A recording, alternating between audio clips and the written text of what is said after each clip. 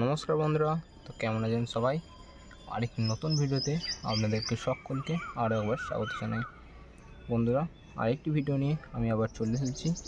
তো আজকের ভিডিওতে আমি আপনাদেরকে দেখাবো কিভাবে আপনারা জবা গাছ প্রতিস্থাপন করবেন এবং কিভাবে জবা গাছের মাটি তৈরি করবেন এবং কয়েকটি সাধারণ পরিচর্যা নিয়ে।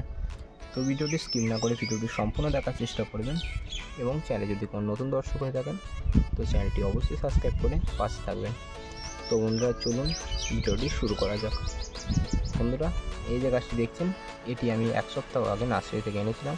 তো গাছটির দাম নিয়েছে মাত্র 50 টাকা এবং গাছটি দেখুন কয়েকটি ফুলও ফুটেছে, খুবই সুন্দর ফুলটি। তো গাছটি গাছ প্রতিস্থাপন করব। তো চলুন দেখে নিই কীভাবে আপনারা এই গাছের মাটি তৈরি করবেন। তো মাটি তৈরির জন্য আমি নিয়েছি এখানে 70% normal garden soil, 30% vermicompost আর অল্প করে নিম ফুল। তো এইখানে এখনও পর্যন্ত আমি কোনো রকম হাড়ের গুঁড়ো বা সিঙ্কোজি ব্যবহার করিনি। তো গাছ প্রতিস্থাপন এক সপ্তাহ পর আমি গাছে খাবার প্রয়োগ করব, তো সে কারণে আর কোনো রকম কিছু অ্যাড করিনি। তো এরপর চলুন বন্ধুরা টব নির্বাচন দিন দেখে নিই। তো দেখুন, টব হিসেবে আমি এখানে নিয়েছি একটি বড় সাইজের টব নিয়েছি। তো আপনারা জবা গাছ বসানোর ক্ষেত্রে আপনারা একটু বড় রকম টব নেবেন। আর ছোটো রকম টব নিলে কী হবে, গাছটি যখন একটু বড় হয়ে যাবে আপনাকে গাছটিকে বারে বারে রিপোর্টিং করতে হবে। তো বেশ বড় সাইজের আমি টবটি নিয়েছি। আর এই নিচে ড্রেনেজ ব্যবস্থার জন্য কয়েকটি ঢেউ খেলানো টবের ভাঙা টুকরো দিয়ে দেব। দেখুন, টবের এই ঢেউ খেলানোর দিকটা এইভাবে দিতে হবে।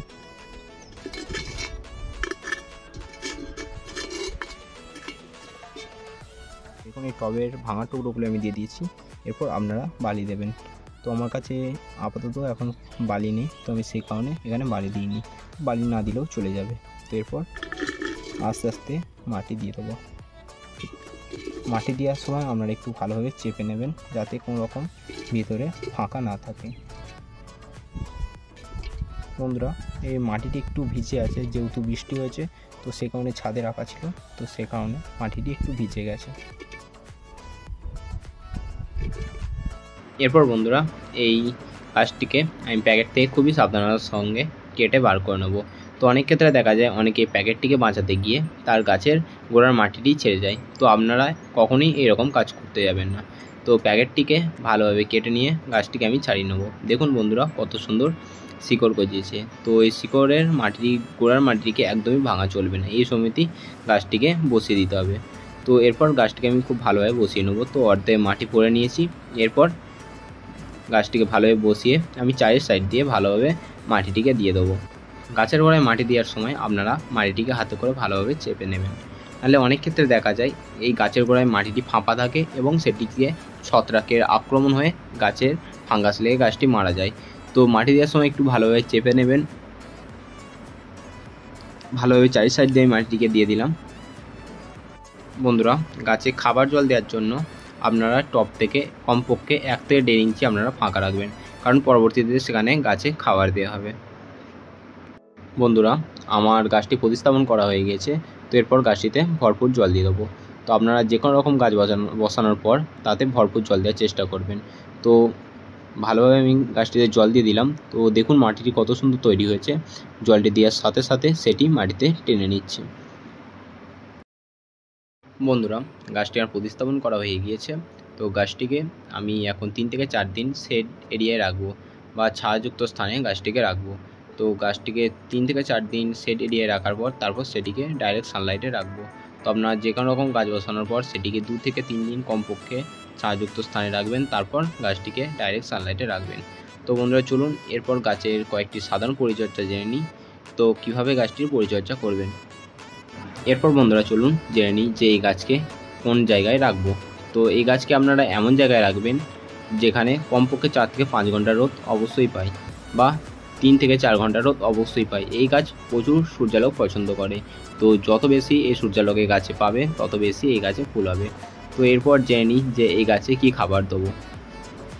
বন্ধুরা, এই জবা গাছ খুবই খাবার পছন্দ করে। তো সেহেতু আপনাদেরকে এই গাছে ভরপুর খাবার দিয়ে যেতে হবে। তো খাবার হিসেবে আপনারা দেবেন মাস্টার্ড কিক ফার্টিলাইজার বা সরিষার খোল পচানো জল পাতলা করে গুলে সেটিকে গাছে দেবেন। সরিষার খোলটিকে আপনারা কমপক্ষে 5 থেকে 6 দিন পচাবেন এবং সেটিকে পাতলা করে গুলে গাছে প্রয়োগ করবেন। তো তাতে দেখবেন আপনার গাছের গ্রোথ খুবই সুন্দর হবে এবং গাছের দ্বিগুণ পরিমাণে ফুল ফুটবে। এবং আপনাদের মধ্যে অনেকেই আছেন যাদের এই সরিষার খোলের গন্ধটি একদম পছন্দ নয়, বা এই গন্ধের জন্য অনেকে এই সরিষার খোলটিকে দিতে চান না। তো তারা এর পরিবর্তে এনপিকে 20-20-20 বা এনপিকে 10-26-26 কয়েকটি করে দানা গাছে দিয়ে যেতে পারেন। আর বন্ধুরা, এই সরিষার খোলটিকে আপনারা 10 দিন অন্তর অন্তর গাছে চালিয়ে যাবেন। এরপর বন্ধুরা চলুন জেনে নিই যে এই জবা গাছে কীরকম পোকামাকড়ের আক্রমণ হয়। তো এই জবা গাছে বেশিরভাগ মিলিবাগের আক্রমণ হয়।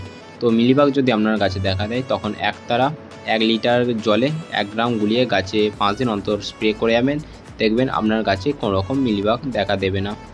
তো বন্ধুরা, এই ছিল জবা গাছের কয়েকটি সাধারণ পরিচর্যা।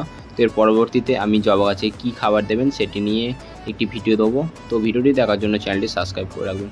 তো বন্ধুরা, এই ছিল আজকের ভিডিও। তো ভিডিওটি কেমন লাগলো অবশ্যই কমেন্ট করে জানাবেন, এবং চ্যানেলে যদি কোনো নতুন দর্শক হয়ে থাকেন তো চ্যানেলটি সাবস্ক্রাইব করে পাশে থাকবেন।